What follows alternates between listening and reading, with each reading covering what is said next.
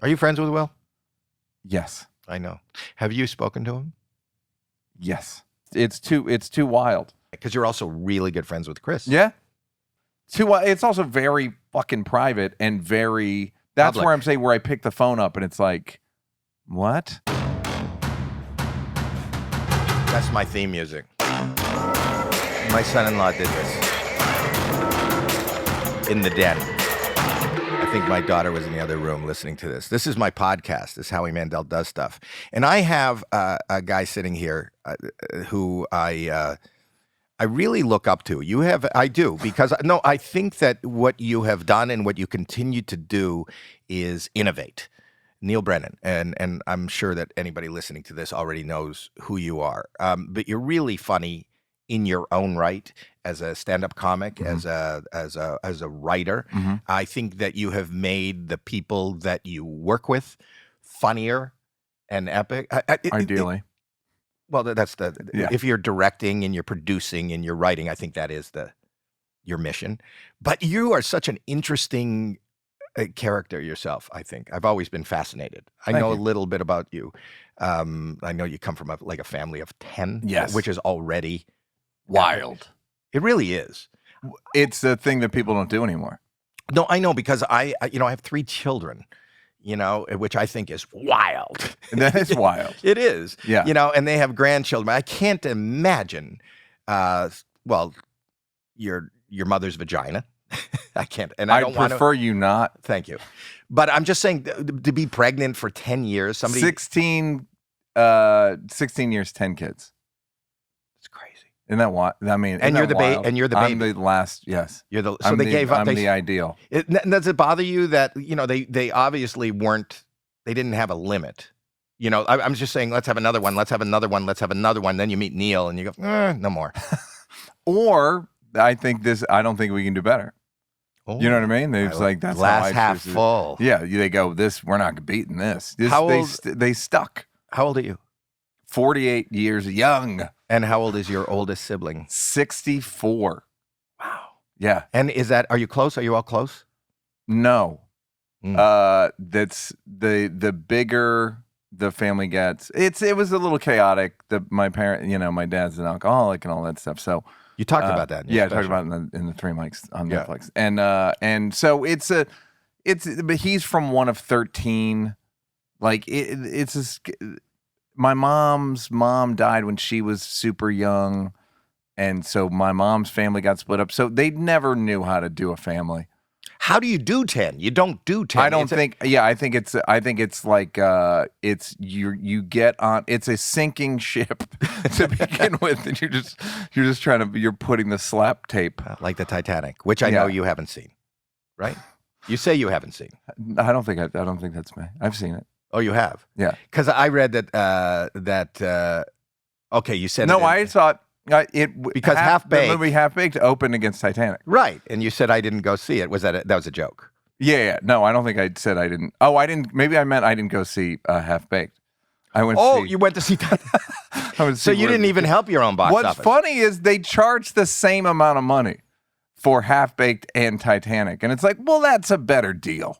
You're getting on Titanic. You're getting a better from the guy who made Half-Baked. You're getting Titanic cost the same as most. They all cost the same. So of course I'd go to they just put more money into that. Yeah, but you think about this Titanic. Nobody even made up the story. You made up Half-Baked. I made it up. Yeah, based on old structures created by Adam Sandler, and we just kind of followed like really. Yeah, and I've talked to Sandler about it. There was a thing in the 90s where we were all just we realized like the way to do like comedy movies was it's a fundraiser. We got to save you got to save something. We got to make money to get like Happy Gilmore is his mom's house gets repossessed. Right. And then she's in a retirement home and Ben Stiller's the evil guy in the retirement home. So Adam needs to make money to help his grandma, or you got to make money to do X. Dirty Work. Norm was making Dirty Work at the same time we were making Half-Baked. Like, there's all these things of like, I need money to do whatever. That movie Night Shift, the Ron Howard movie, the Henry Winkler, like that's kind of a good comedy format. You know, I went down to it was down to me and Michael Keaton for Billy Blaze. The reason I mentioned, as I said it, I was like, I'm sure you were up for all those movies. I was. And was it? I didn't like making movies. Go say more about that. Why not? I fell into stand-up comedy accidentally. You know, it was a dare, and it was the first time I ever felt the warmth of somebody kind of understanding this. I'm kind of an outsider, and I never really fit in anywhere. Mm-hmm. And you kind of talk about that in your show. I have a new show. I know. Unacceptable. That's like very unacceptable. Much about it, So but I think you're not alone. I think everybody feels unacceptable. Ironically, yeah, I believe so. But I really felt it and lived it, and I didn't have many friends and no friends in high school. And then when in the mid-'70s, when comedy was flourishing and there were stand-up clubs in every city, I just went because I'm not a dancer. I didn't like disco, you know. Sure. Either my friends were either there was nothing. I've been doing a joke about that. There was nothing to do in the 70s and 80s. Well, I beg to differ. You know, but relative to now, in terms of entertainment, in terms of like the amount of TV shows, the amount of movies, the amount of streaming, the amount of on your phone, like there was like you'd go, there were 8 movies. Well, it seemed to me that everybody had something to do except me. So they were going, you know, I read about Club 54, Studio 54, or I had friends that were into sports, so they would show up for a basketball game someplace, or they were into gambling, so there'd be a poker game. I did nothing. I did nothing. I didn't. Do you drink? Not at the moment. Right. But I did get, you know, I smoked pot and got high. That's something. That's like a good way in. I don't even do that. You don't do that? No, I don't really smoke weed, and I don't really drink very much. We'll talk about it later, but I know you did ayahuasca and you found God. We'll talk about that. Yeah, I sure did. We'll talk about that later. It's not important. Usually, ayahuasca would go the other way, that you would lose God and just believe in yourself. But anyway, we'll talk about that in a minute. But I got up on stage without thinking of the ramifications of what this even means, not looking for a career, no aspirations to be in show business. And I was just terrified. And I acted out my terror by going, okay, all right. Yeah. And people were giggling and laughing, and then they asked me to come back the next night. It's so funny, the idea of that being a real emotion at one point, meaning because it just became like a hook.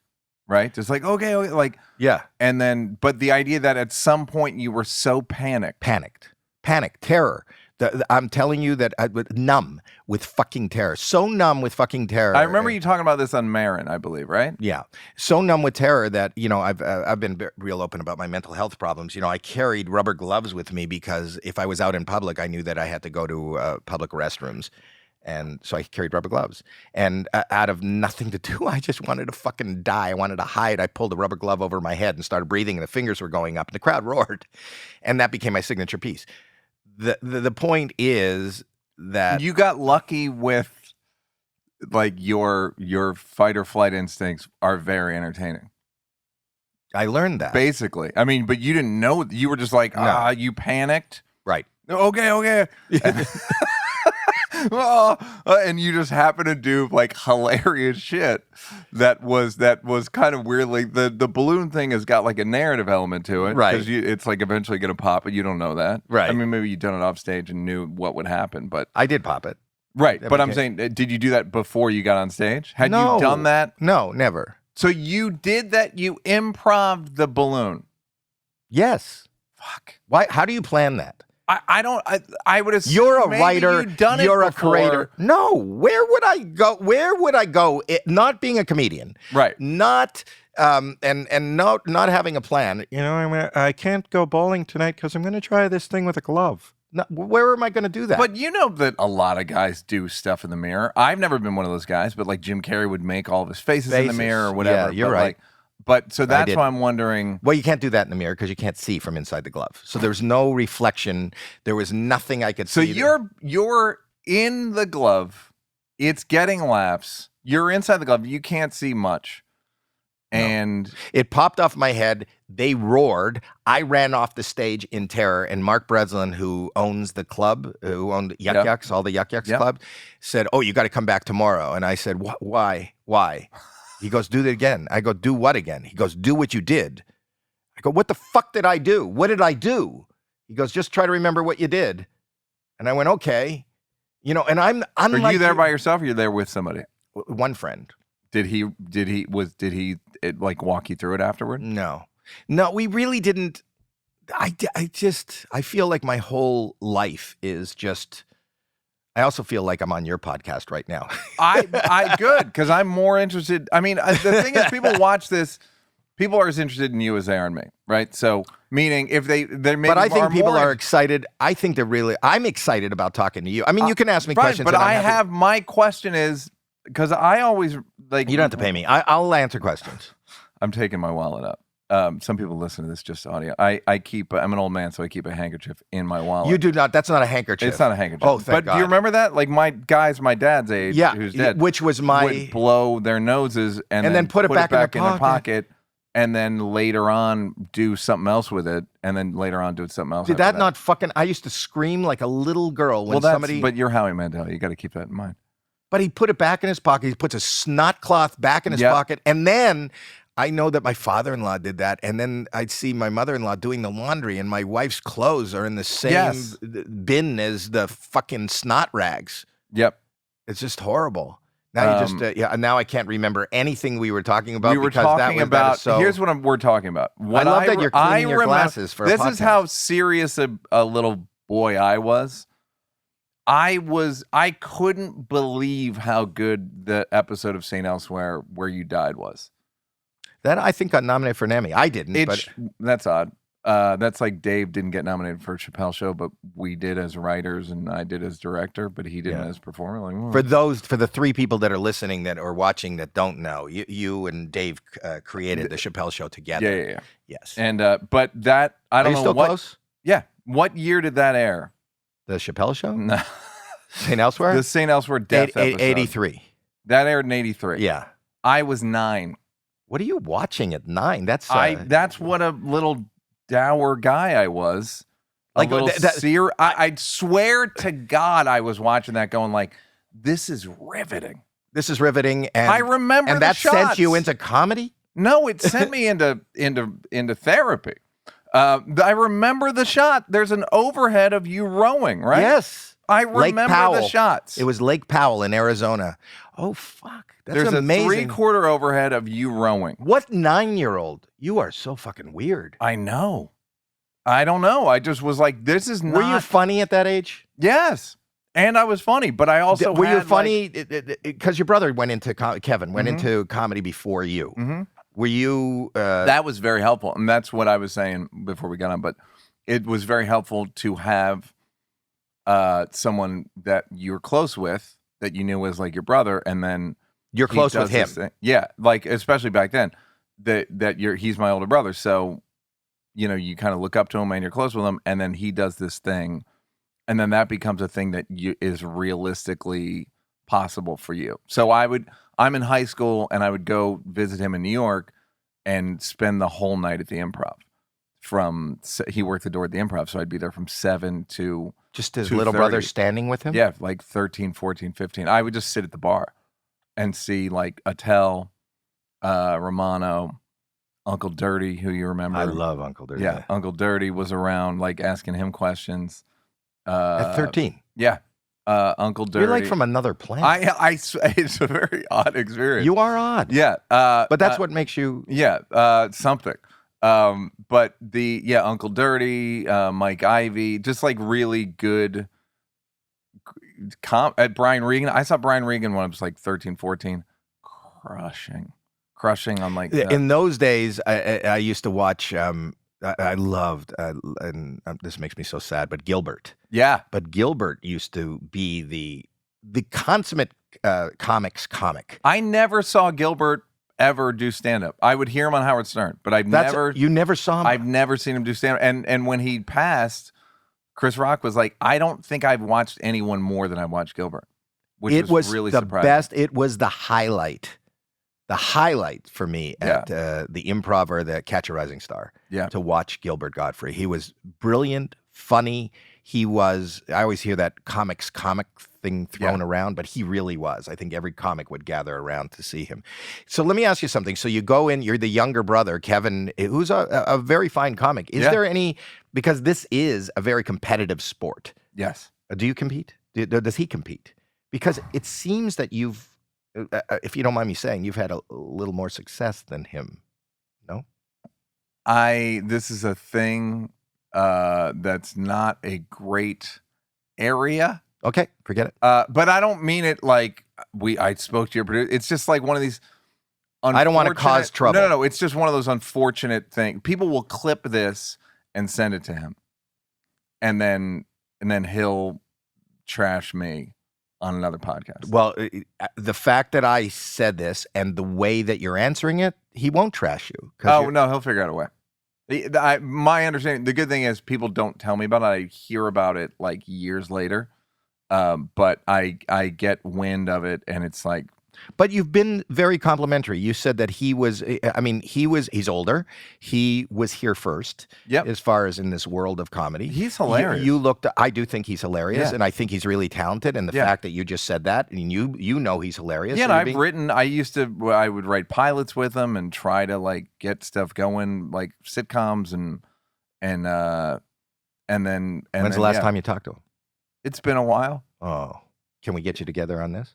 Probably not. I'm sorry. That's all right. I feel bad. Don't worry about it. I got one brother. I'm close to him. But that's great. I love when families are close. That's amazing. Yeah. Now I feel bad. Did I tread on something I shouldn't have treaded on? My nervous system's pretty disconnected from it. So in terms of, you know how I don't know if you get, I'm pretty sensitive. I'm sure you're pretty sensitive. And easily kind of upset by stuff like that. It's just gotten to the point where there's so much of it in show business that I can compartmentalize it. Well, I will say as a third party, Mm-hmm. If my brother and I have a very close family, if my brother and I were in the same business, and you know what you're kind of hinting at is, listen, even if we're not related, this competitiveness is. I would go a step further. America is very competitive, right? And humanity. Yes, and there's a saying. A lot of times people say in America, the first question people ask is, "What do you do for a living?" Right. And what they're really saying is, "How should I treat you?" Because it's kind of deep. Yeah, and it's really true. And so, trying to just be a human. Sometimes what do you do for a living is just a way of saying I've run out of material. Yes. right. But even on a plane or whatever, just like small talk. But it's in some ways it's like, what do you do? What do you do for a living? Is a bit like, how seriously should I take it? But here's how much attention or my take on how you're handling this right now is incredibly respectful and loving. And if he does clip this, he's lucky to have you as a brother, because you could make this into something. And I think you've been nothing but incredibly respectful. The thing of it is, I get it. I understand. I understand I understand the competitiveness. No, I'll tell you, my brother is not in comedy, mm-hmm. but my brother is a really funny guy. Yeah. He lives in Toronto. He sells commercial lighting, like for restaurants and malls. And he grew up in the same household as me. He's probably outwardly more. If you know me personally, I'm not a funny guy. I'm an introvert, and most comedians are not that funny to talk to. And I'm serious. Yeah. I think my resting emotion is serious and kind of dour. And the thing about, my brother will be out in public and he'll say somebody will say something and he'll come back with a witty retort. Right. And my poor brother has to kind of bear the cross of going, oh, what are you trying to be? A comedian like your brother? Yeah. Oh, you trying to be your brother? Yeah. And he gets that all the time. Yeah. And I'm aware of it. And it crushes me. I don't mean it. There's nothing I can do about it. And the fact is that you are a little brother who looked up to his brother, who opened a door literally for his little brother and went into it. And you're really smart and successful. And I know that that's hard. I know that that's... I do too. And that's the thing. And there's nothing you can do about it. There's not a damn thing I can do about but it. except what you're doing about it, and you're being a gentleman. Yeah, that's the least I can do. I mean, do you know what I mean? Like, I don't feel like it's much of a stretch to be like because I know what it is to be reminded of someone who's not you. Because everywhere I go, not everywhere I go, but once a day, someone will just come up to me and go, "How's Dave?" Almost every day. Chappelle. Like a lot of people know me. And why are you taking that as being reminded of somebody better than you? No. Well, it's not. Well, Dave's way more success. Dave's more talented. Like I see where you're going with that, and I appreciate it. Dave's a supernova. Do you know what I mean? Like and somebody, Rock actually said one time, like, you're not competitive with Dave because there's no point. It's not like it's a sprint and we're super close. Like Dave. But here's what I found fascinating about you: the ability to write and create. Each one of us, every human being even outside the business, has a tone or has a tone is vibration. Yeah. Yes. And you seem to be able to write to, I've had probably, 10 failed pilots. And the reason I had failed pilots, they would come and see me in a club, or they knew me. This was in the 80s. And they'd go, we got to do, ABC wants to do the next Howie Mandel show. And NBC wants to do the next, and you play, and then they would go, we're putting you with a showrunner. Yeah. And they always put you with, for those that don't know, the showrunner is king in this town. And I get it, because when you're going to do a a television show, the cheapest show is in the millions. Yeah. It's $1 million an episode for a half hour of regular now four it's camera. Like 3.5. Right. So it's $1 million of television. So in those days, they gave you an initial order for 13. Now it's maybe down to 10. But somebody had to say yes to $13 million. And because they saw you do stand-up and because they think you're a funny guy, that's a lot of money to put behind that. But the showrunner is the creative person that can, they believe, guarantee that they can come up with not just one funny pilot script, but 13 and weeks. Potentially 100.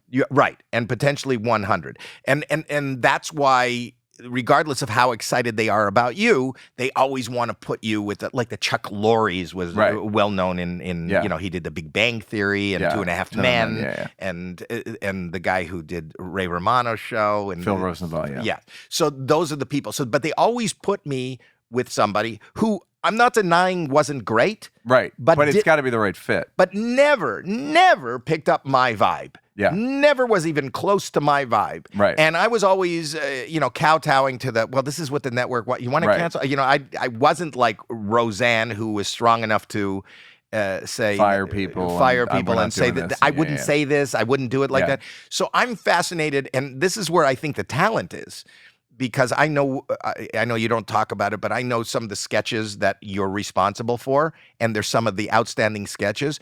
The fact that you had the ability to tune in to his vibe and create something that he could, a platform that he could blast off from, almost means a little more to me. I'm not knocking Dave. No, Dave, I got it, but Dave I would argue that that wasn't the relationship. The relationship wasn't like, come here, kid.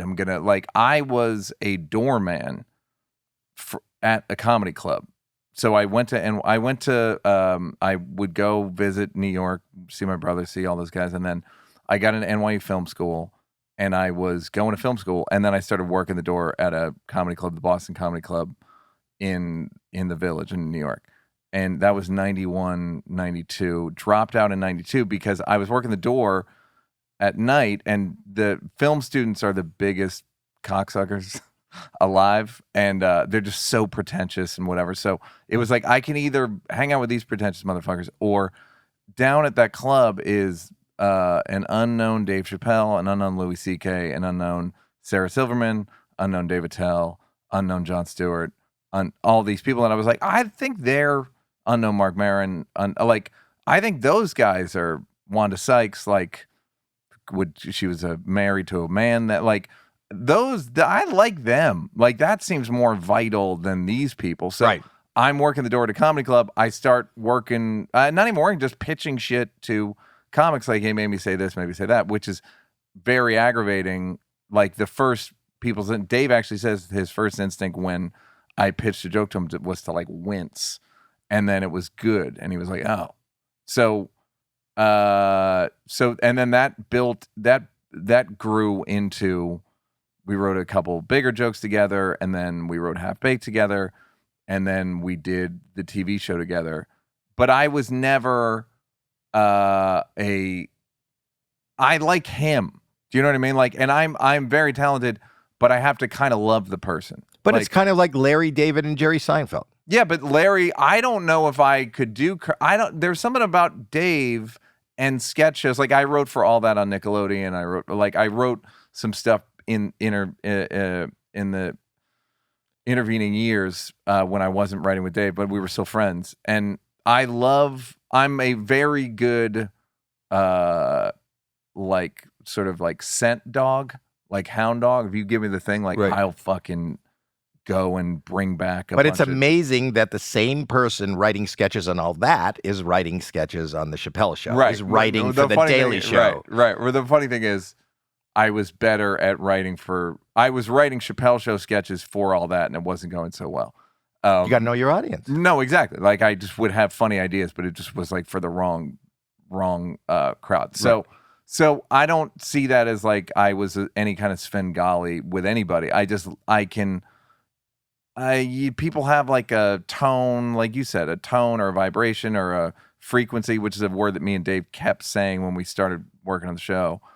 And you just sort of like, you get this essence, and if you do it correctly, if it's a dank enough essence, it can influence it can influence the logo, it can influence the production design, it can influence cost, it can everything. Right.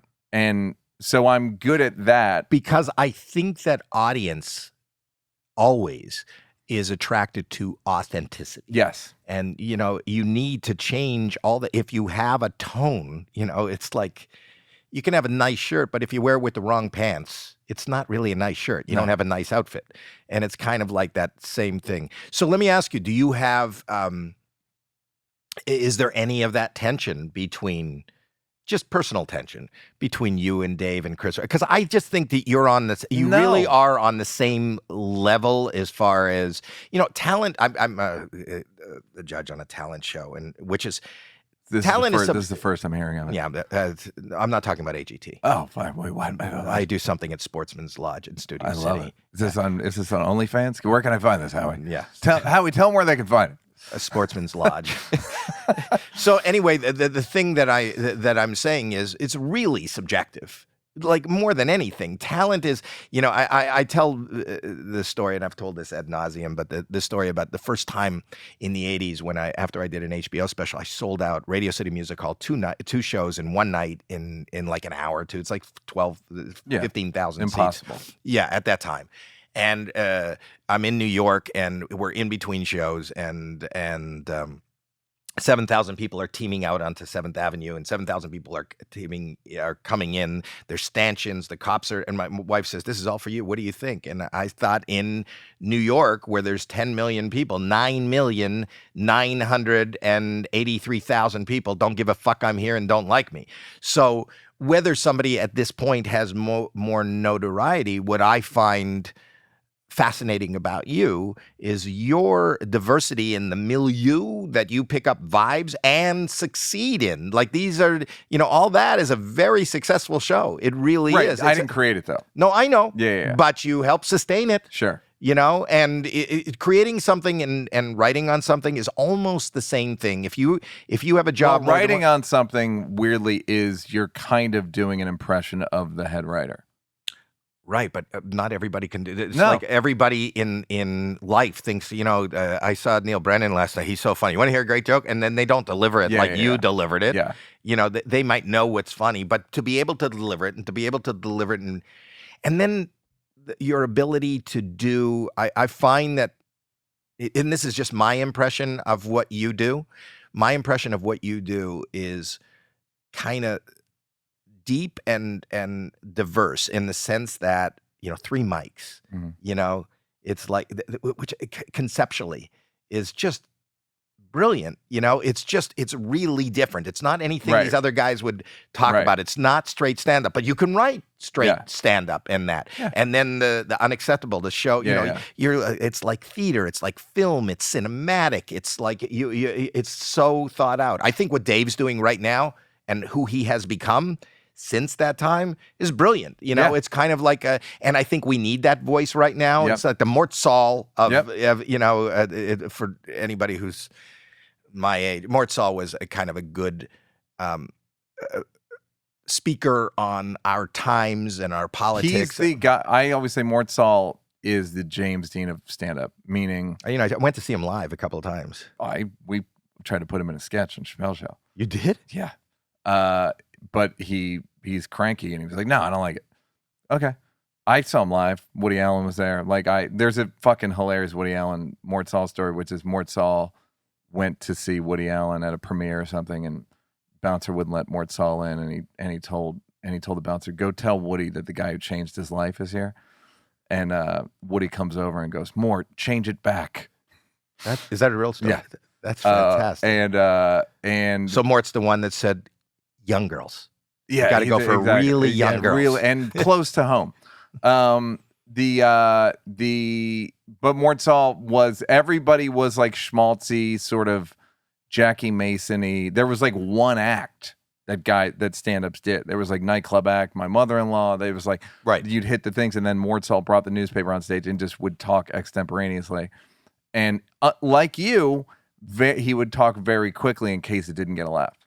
And that's how his style developed. But before that, no one had done that. And then my understanding of it is after him, then there was Lenny Bruce and Mike Nichols and Bob Newhart and that school.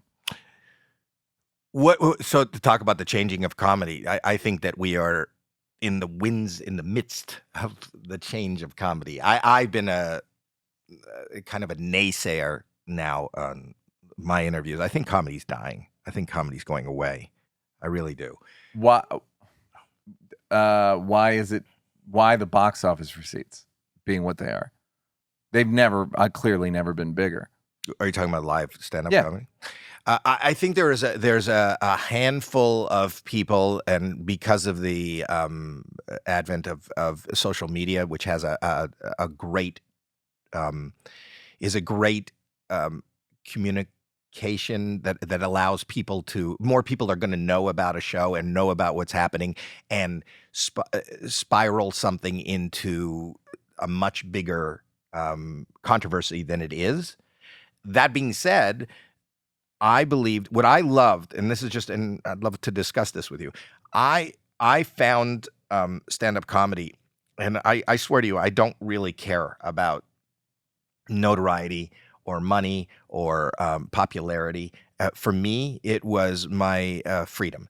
For me, it was the first place where the example that I use in life, if you said something accidentally wrong and somebody turned and was angry at you, you could get out of that by going, I'm only kidding.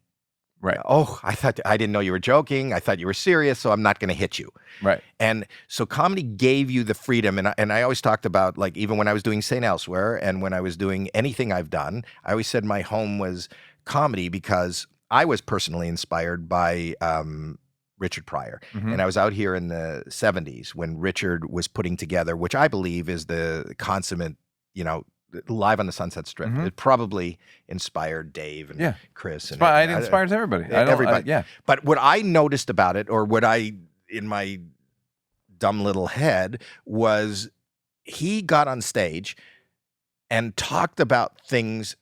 It doesn't ring true today, but he talked about things that were, before that, the biggest black comic around was like Cosby. Right. Who would talk about Noah, and he had these things, and it was kind of soft and good family friendly, and Ed Sullivan kind of like and Tonight Show thing. And then this guy came on stage. When he was writing that, he had just gotten out of the hospital after his freebasing accident. He had the bandages still on his neck on the stage.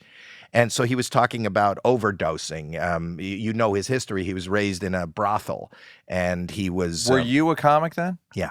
And were you seeing him at the Comedy Store? Every night. And what George Wallace says, it was bad for a long time. Yes, but not in my mind. Right, but it was... What was George amazing... Wallace, like, you'd have him go... You'd watch, he'd do an hour, you go, that's the worst hour of comedy I've ever seen. And he'd come back the next night, and you'd be like, it's actually worse than last night. He's like, it was getting worse. And then it just... Okay, but... And then it went through the chrysalis and got incredible. Yes. But I'm not mad at the process. I just think it's funny that that's what happened. Because historically, you go, he must have been a genius all the way through. It's like, no. But he was. See, to me, and I believe this freedom of speech and what you do and what I do is an art form. Everything's an art form. I think living is an art form. Yeah. But it's an art form. And the point is that if you watch somebody paint, which is the best example of art to the layman, you watch them splash black paint on a canvas. And you go, it's nothing. It's just a big black stain. And then you watch them put some colors in it, and there's some shading. And then it's something, and then something starts to appear. And then, oh my God, is that a tree? Is that it's a landscape? But every color went on. And what we witnessed with Pryor is he would show up and splash that black paint out there, and he would go too far.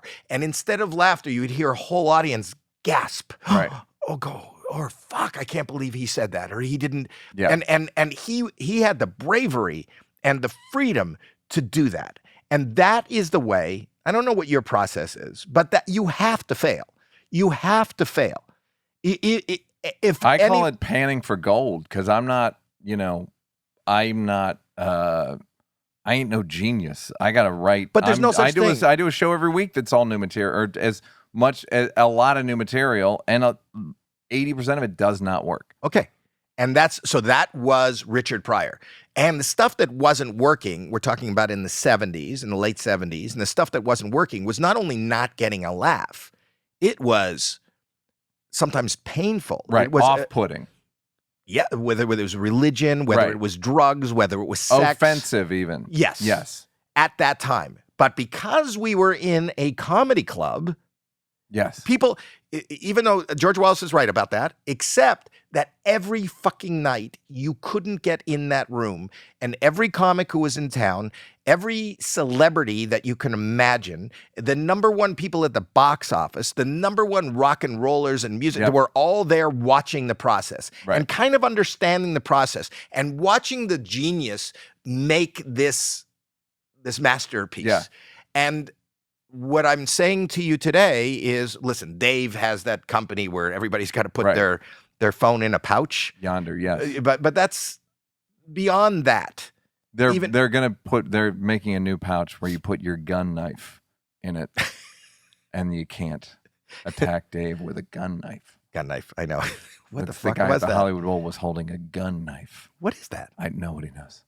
It was a letter opener, wasn't it? Wasn't it?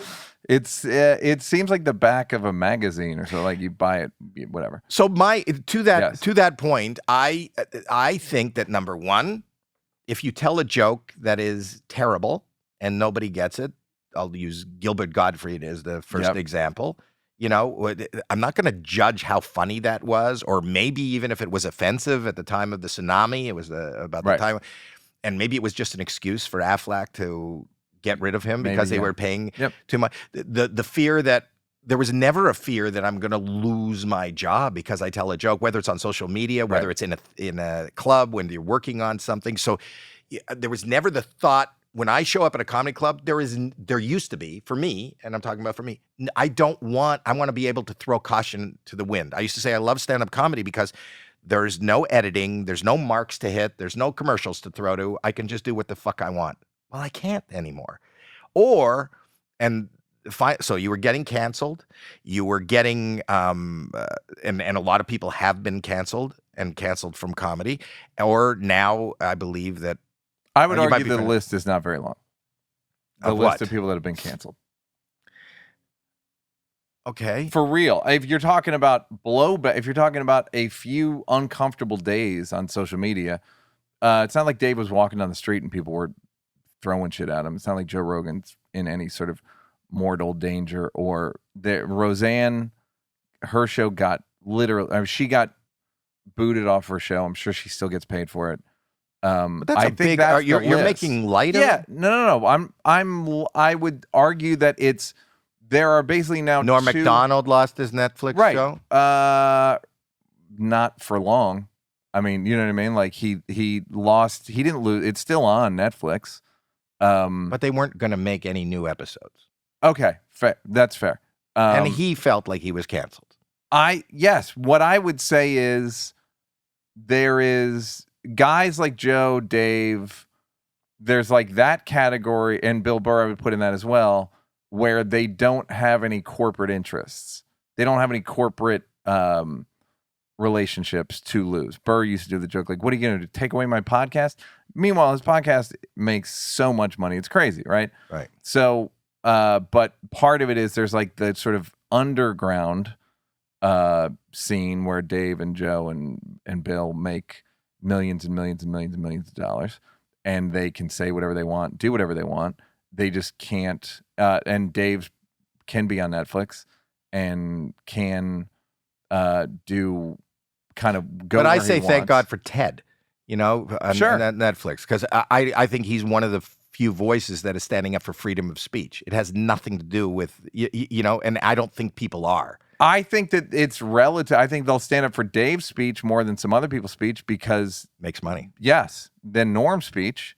Right. And it's also what I don't remember the specifics of Norm said, but like Dave's profitable. So, but now like a guy like Kevin Hart, who has tons of corporate relationships, is more susceptible to quote unquote cancellation. So the point is that we as comics, from the beginning of when I got into comedy, being part of that, you're naming a handful of people who are surviving and happily surviving in their own little island of a career. Whereas if you call it an island, that may be the mainland. Based on, well, I think that the corporate monetarily, it's the mainland because no one's doing more bigger venues than Joe, Dave, and Bill. Yeah, but you're naming 4.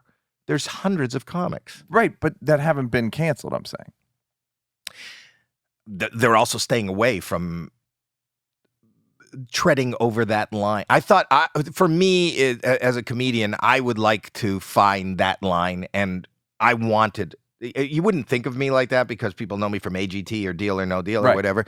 That's the only thing you would lose if you were to do just AGT and Deal or No Deal and all the things that I'm. No, again, but those are corporate things, right? You wouldn't lose this. You wouldn't lose all the stuff you have going on. You wouldn't lose. It's a corporate branding thing. If Roseanne stays on ABC. The message would be, you can say awful shit about black people and we're fine with it. Here's the other thing, and maybe it's just my shallowness. It's beyond that. It's also because of the advent of social media. I don't know that I could take the blowback, as you call it, that comes from people going, I hear you said something that was racist. I hear you said something that I don't want that. That's the part when people go, what do you think of Dave and Joe's controversy? I go, it looks too stressful for me. Well, that's what I'm saying. So this respite of freedom that I had has been taken away, and I can't be the only one. Where the thing is, I still show up. I've cut back. The fervor for stand up for me was that freedom to go anywhere I want, and now I can't. And now it's not much fun. Or when I leave stage, I go, did I do this? Or I'm not doing this podcast. I'm not doing it live. Right. I'm not doing it live. And I will go in right after and go, did I say something? Yes. I don't think I have at this point, but No. did I say something that did I? No. Okay. So I that will get me the blowback because maybe I'm so thin-skinned, that I have the need now to just I don't need to be famous and I don't need to make a lot of money, but I cannot take being hated. Yeah, I'm with you like that. But I would argue that this is all a function of comedy's never been more popular. So you know who the two people that dealt with it in the 80s were Dice and Eddie Murphy and Dice Clay and Sam Kinison. And they were the three most popular comedians. It's a function of popularity. No one cares if I've done jokes that are fucking awful on stage. I've been doing a joke that kills and it's really fucked up. And I do it every once in a while if I think they can kind of take it. See, but this is the point. The point is when I've said it's like a painting, it's like saying you can't use the color blue anymore.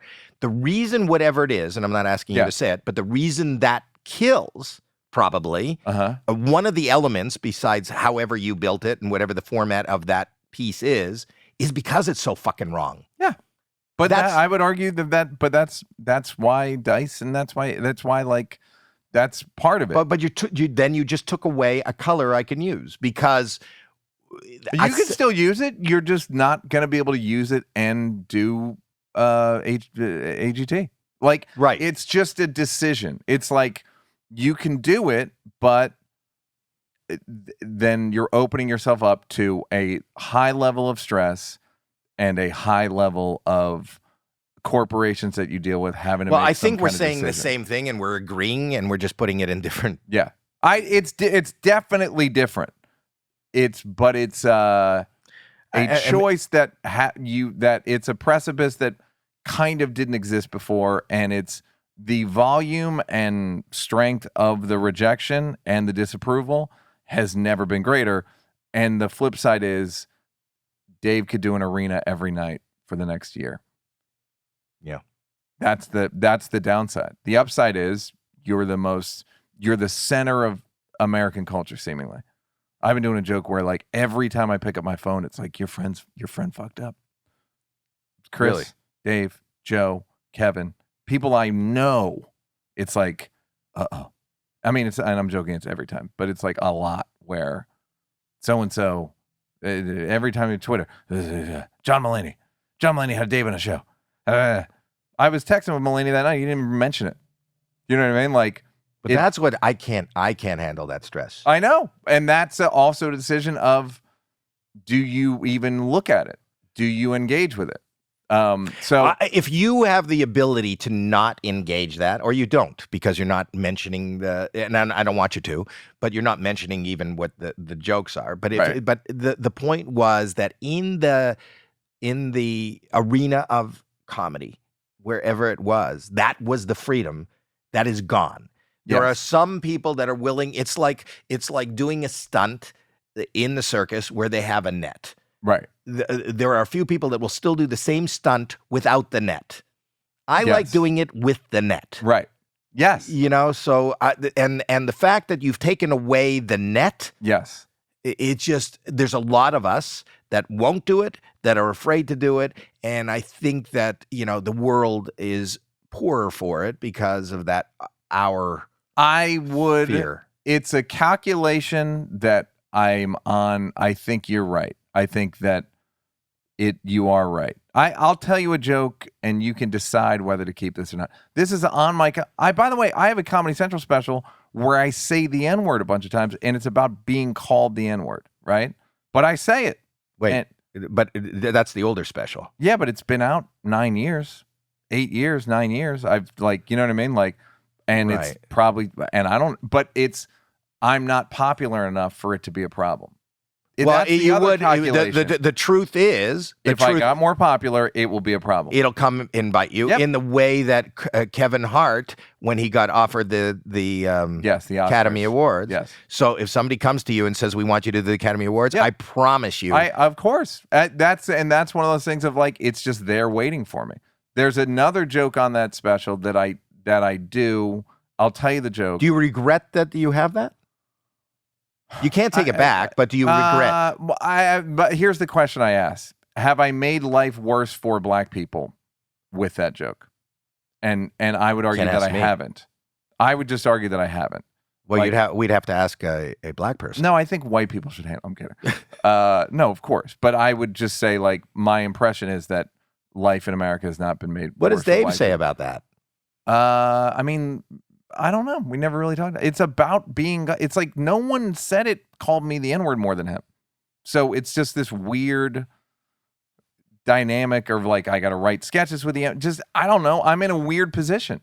You are. Like where I'm writing sketches, the N-word family, and I had to call Questlove and sing the theme song on his answering machine message. Oh my God. So the funny thing is, the joke is like if I dialed the wrong number and just got some random black family in Philadelphia, I'm like, why are these white people terrorizing us with theme songs?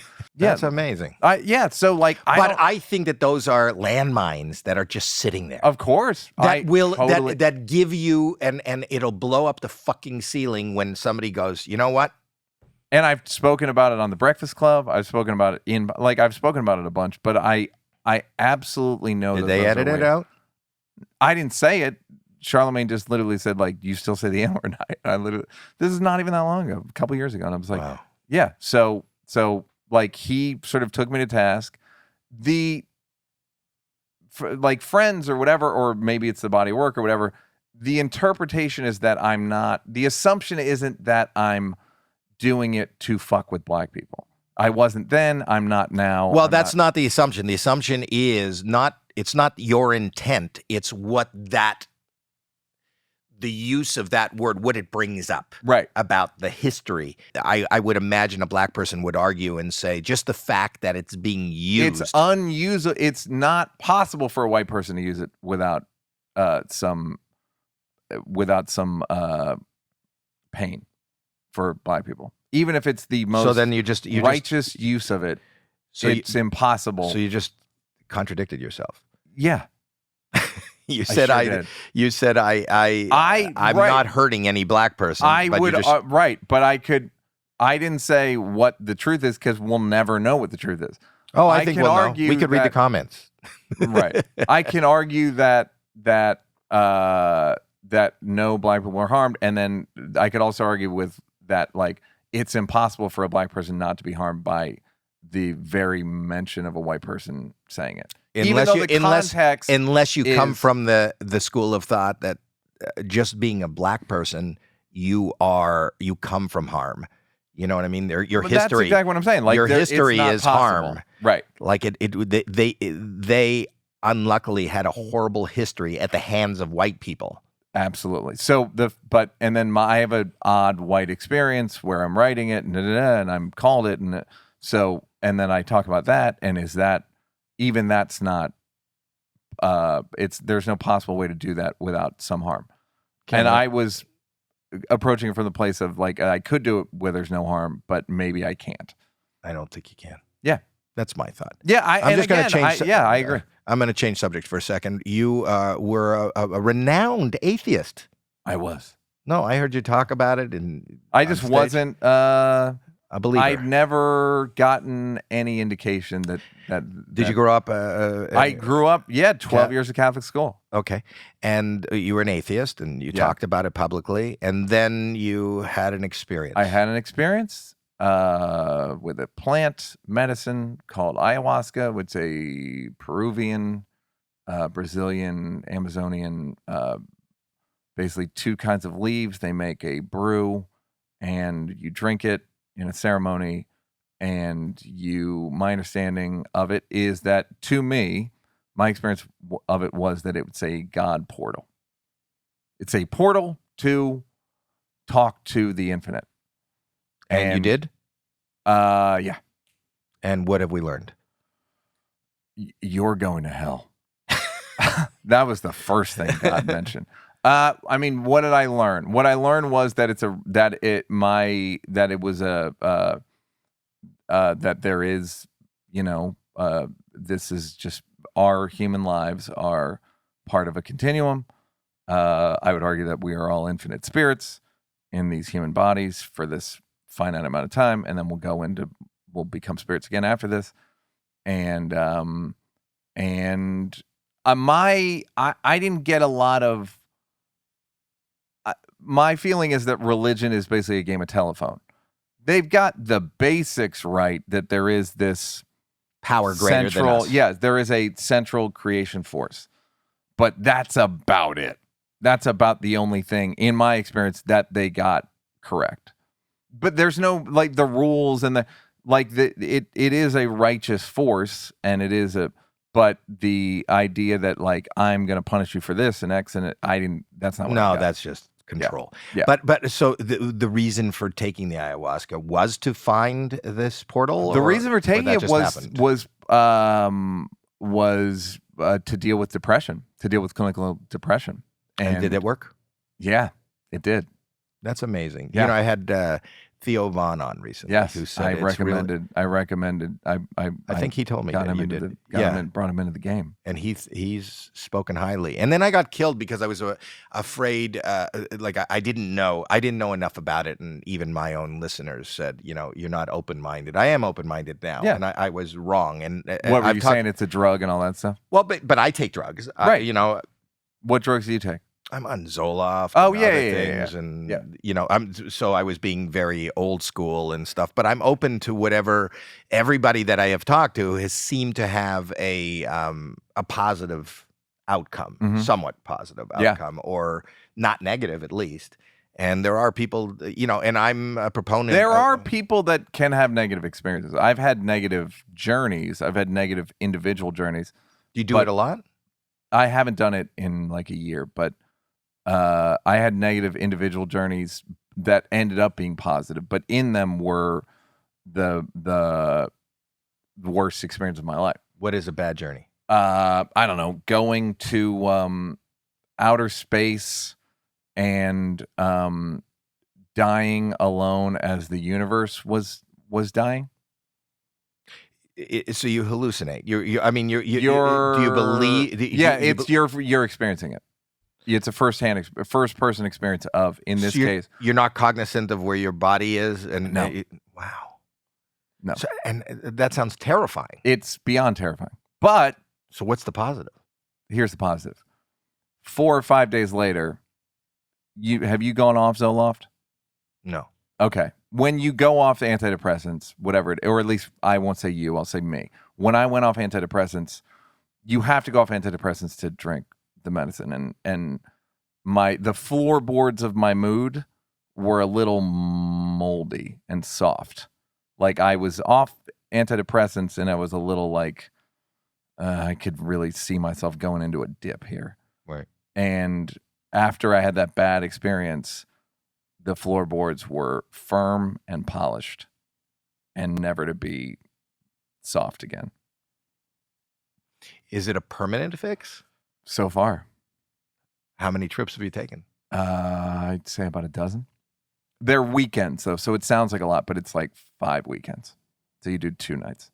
Wow. You heard Ron White quit drinking after he drank ayahuasca? I did not hear that. Ron White did ayahuasca 2 nights, has stopped drinking, owns a tequila company, quit drinking, cold turkey. And he's happy. Yeah. And apparently he's fucking hilarious. Rogan said he's like sharper than he's ever been. Wow. So yeah, it's a real, I want people should approach it with caution, because it is so profound that it's not a party drug. It's the thing I described where, I'm in outer space and it's like, you can't be taught. I wasn't able to speak. I'm not even there. Do you think you were going to die? I thought I was going to be locked in, like on some Pink Floyd shit. Because before I went to that, my brain, you want to talk about terrifying, I would think the word, like, I'd go, what? And my brain would go, and I was like, oh, fuck, I'm stuck here. But even thinking that I'm stuck was like proof that I wasn't. Do You know what I mean? I know you do it with like a shaman, Mhm. right? Shaman, again, it's that's an off-putting word. It's the word people use, but I like practitioner, But dispenser. are they aware that you're The in that? guy, I've been to 3 different shaman or practitioners. Don't use that word. That word has no place in this family. I've been to 3, and 1 is very good, and 2 are sort of 1 out of 3 isn't. yeah. That's not great. But Well, again, that's yeah. So I could talk to you for hours and hours. You're go probably do it. one of Try the it. fascinating. Try me, motherfucker. I dare you. I dare you. He's looking to. No, they're okay. I'll continue. What do you want to plug? Your new your theater. I'm on the road. I know, but I'm on the road are you doing Unacceptable? Unacceptable. Yeah. Which is and you're doing multiple. I'm doing Phoenix this weekend, Chicago, I think. This will be in a out. few weeks. How long are you going to be on the road doing Phoenix, Denver, until October, I think, September. Phoenix, Denver, Chicago, Philly, Atlanta, DC, Boston. Is this going to be a Netflix? We don't like to say where it's going to be because I want people to come see it. Right. You know what I mean? You can't see it. You want see it live, and it's never the same. No, it's just experience. Filming something degrades it. What was your thought behind doing this? Because obviously, Unacceptable is how. The thought was that I was looking at my jokes. I had an hour of material, more or less, and I was like, "What am I getting at?"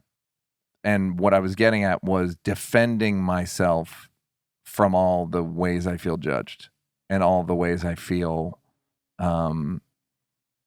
not accepted. Like the ways in which I stick out, the ways in which I'm like abnormal, whether it's like I don't really drink, I don't really smoke weed, I don't really I'm not like, I'm a bad liberal, I have a lot of like sort of, I'm not like an animal lover, I have a dog, we're fine. Single, never been married, don't have kids. Do you come close to being married? Not really. Not that I'm aware of. Who's the girl I saw you with? Oh, that's just what's funny is I did Rogan, and when you do Rogan and you talk about ayahuasca, that's kind of, people reach out, and she's a woman that reached out who's had has a lot of experience, and she was showing me. This is the cool thing about being someone in the public eye. She took me to a monastery in Malibu that's in a gated community, and to just show me it's like a spiritual vortex. It's like a strong spiritual. Just a fan reached out. Yeah, wow. And took me to this. Church. I don't know. Church. Yeah, to the grounds around a monastery that's not open to the public. So just shit like that. And then we went to the Country Mart and saw Howie Mandel. Wow, shopping with his daughter, his grown children. Grown children. I shop with them. So have you ever come close to getting married? No. I mean, not really. I don't. What's the longest relationship you've been in? 2.5 years, 3 years. That's a lot. Yeah, it's a long. I'm not married because I gotta fuck. It's not that. It's like I gotta, baby. It's not sleazy. It's more. I don't know. No, I kind of respect that. Listen, I'm happily married 42 years. I love that you don't. You have a really, it seems, I don't know you that well, but I think that you've kind of done things your own way. Mm-hmm. And I think that if more people did that, and if more people didn't try to fit a mold, or do whatever they think that path is, we were talking before we got on the air about, just investing and doing business. And you realize, wow, it's kind of easy. You don't really have to know a lot, but people just don't do it because it's just intimidating. Because they don't do it, because what people do is they get a job, and then they buy a house or a place to live that maybe costs a little more than they're getting paid, and then they dig that hole. But there's ways to make money, but it's just real easy that we were talking about, a fourth grader could do. But the point is that I always say, like, Nike is my philosophy. Just do it. Just do it. Yeah. Just do it. Fuck it up. just do it. And I kind of respect anybody who does it your way. And even your career is kind of jagged. And so my buddy did a joke. Yeah, my buddy said, I made the joke, I'm like Benjamin Button, and then I'm doing my career backward. I started did a TV show, then became a nightclub comedian, then started doing open mics. The way he said it, a buddy of mine, Brett Ernst, said that I'm like Memento, where I'm trying to, like, it's completely out of order. Like I don't even remember but I have taken the road less traveled. But that's downside your creative. is the downside right. is But what? that's also my personal life. I have taken the road less traveled. It's lonely, and that's kind of the point of the show. Lonely? I'm not. I mean, I have a line in the show, like, I've never been lonelier than being in a relationship I didn't want to be in, but there is something about it that's isolating, and I can get lonely, and I can get doubting, and I can get, Those are all emotions that there isn't a human being alive even if they don't recognize, they are experiencing. Yeah, sure. But I certainly, I would say, based on the abnormality of my life, like all the things that I'm not, because it also came from a conversation I was having with the therapist. She's like, why don't you do this? And I go, where am I supposed to meet somebody? I don't drink. I don't smoke weed. I don't eat meat. That's its own fucking thing. Like, where I have to go to different restaurants. How long has it been since you 12 years or something? Like, I have seemingly, like, racially confusing to people, like, have more black friends than white, or like, are you like this? Am I a writer or a comedian? Like, am I a director or a comedian? Like, You're all a of human, these, buddy. No, of course, but I'm just saying, like, there's a lot of there's no things that I fit into easy categories. And you would think in this explanation that would make you more open to more possibilities rather than less. All these things. You are with more black people than white people. You are in a writing room, but you're also in the club. You are in in all these different diverse. Yeah. Yeah, no, and it does make it. You're on Rogan talking about ayahuasca, and then some strange, nice-looking lady takes you to a monastery. Yeah, so you. Yeah, the answer isn't where am I going to meet people. You probably have more opportunity than the average person. In maybe in the final analysis, yeah, but it's also it's nice to have peers. Do you know what I mean? It's nice to have. You may not have a lot of peers. I bet you don't have a lot of peers. You have your family. Right. But it's nice to have, like, you mentioned Keaton earlier, right? Yeah.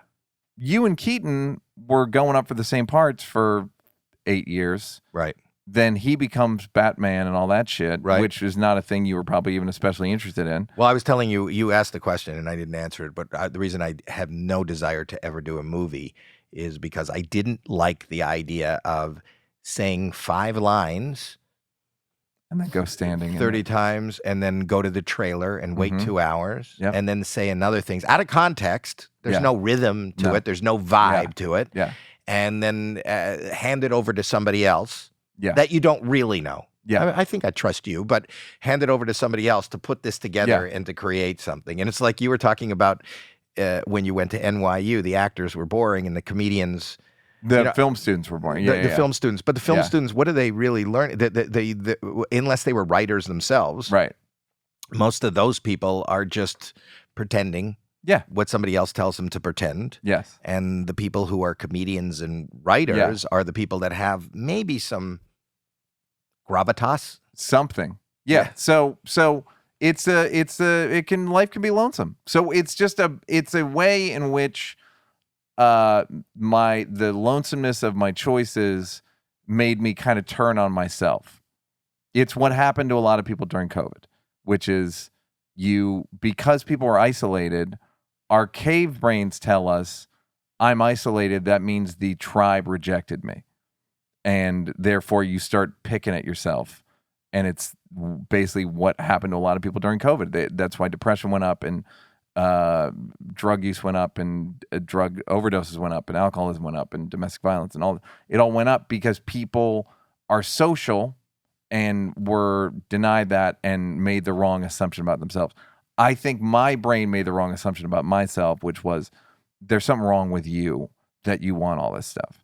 And the show was about trying to find some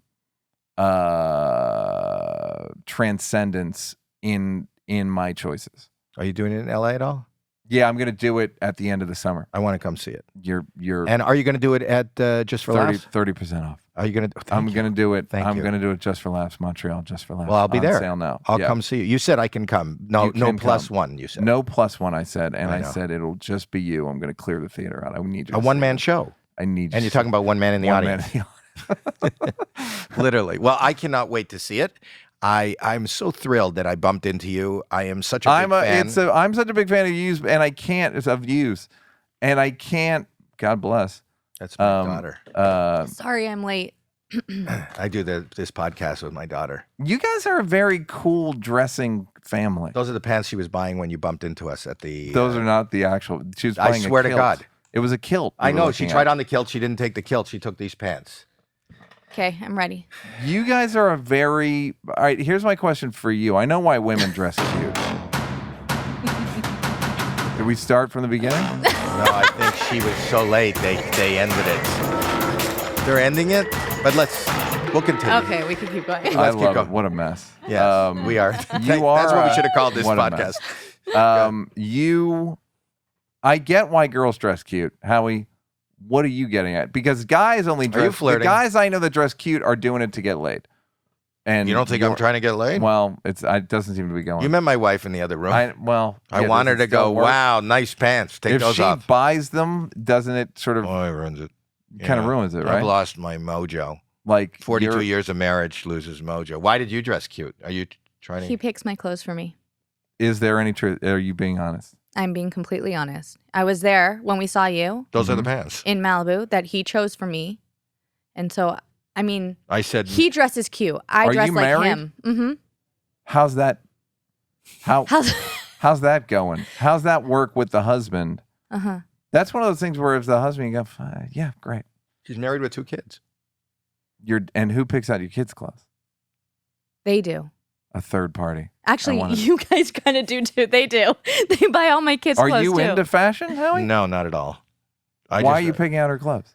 Any reason to try to hang with my kids? Come on. Oh, I'll- yeah. Come People out. really Come out. love- I'll buy you pants. That's the only thing that's given me pause about not having kids is how much every single person I know loves having kids and loves their fucking kids. To a person. I love my grandkids even more than I love my kids. Why? It's everything you get out of kids without the shit. Right. Without literally work. without the Yeah, shit. without You having- know, you don't they have to do change them anything. at home. I don't have to Yeah. do anything, so there's no downside. But I said to her when I saw you on Saturday, I said, "Come to Malibu." She goes, "Nah, I'm sitting with the kids." I said, "Come on, come to Malibu. I'm going to buy you an outfit. Well, I'll pay it for an outfit, and I'll buy you an outfit." So that's why. You How old didn't- are you? You didn't, though. I bought He's myself talking. this outfit. He's talking to you. Daughter? I'm 37. Daughter? Tell me your name. Jacqueline. Jacqueline. You didn't do the Howina thing. You didn't do the thing where you give them a Like Will and Jade. No, Will Smith. Fraser. Like, yeah, George Foreman. They're named all his George. kids George. Yeah. Will Smith and Jada did a thing where it's Willow and Jaden, which I hadn't put together. It took me a while to put. I did that with my kids. Are you friends with Will? Yes. I know. Have you spoken to him? Yes. How's he doing? That's the one guy we haven't heard from. I don't feel at liberty to speak about it. Can you Sorry. sing about it? I can. 2, 3, 4. Oh, okay. That only to that theme song. All right, so don't That speak about it. But but it's an interesting dynamic because you're also really good friends with Chris. Yeah. It was a wild time. I don't even know if I'll ever talk about it. It's too wild.